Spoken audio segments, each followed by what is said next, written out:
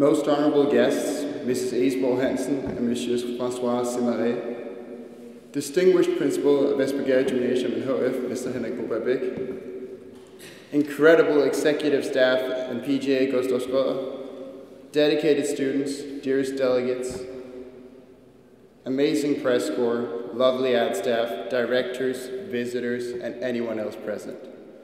Welcome to Esbjerg Gymnasium Model United Nations 2014. Thank you all for coming.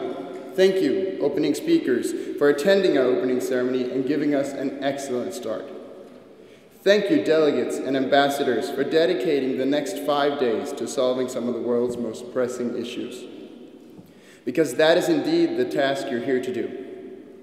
In everything from armed conflict to humanitarian catastrophes, sustainable solutions through international cooperation is essentially the key to success.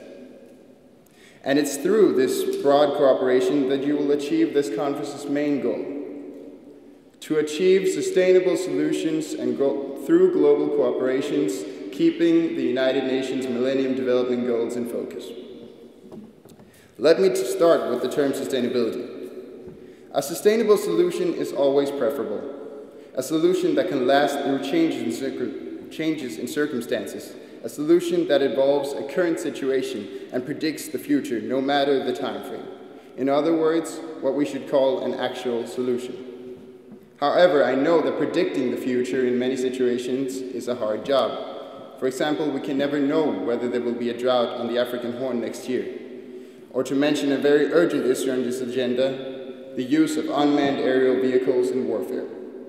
It is not possible to say when the conflict in Iraq and Syria will be over, so the Fifth Committee of the General Assembly must simply determine legislation applicable now. Not tomorrow, not in 5, 10, 20 years, but now. This solution may not seem sustainable in the long run, but if it manages to serve as recommendations and as guidelines while the conflict is going on, it'll give the committee time to come up with an actual sustainable solution that can last longer. This is a way to sustainable solutions in situations that need urgent action, and it is indeed a product of international cooperation. Let me share an anecdote with you. On a recent trip to Amman, the capital of the Hashemite Kingdom of Jordan, I looked to the skies and I saw a United Nations plane flying to the north. Its destination was the Mafraq refugee camp by the border with Syria.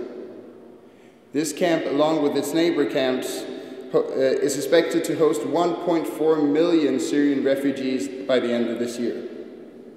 The UNHCR budget for these camps has been increased to $367 million US, and the UNHCR works with more than 50 other UN agencies and NGOs to carry out the international response strategy for Syrian refugees.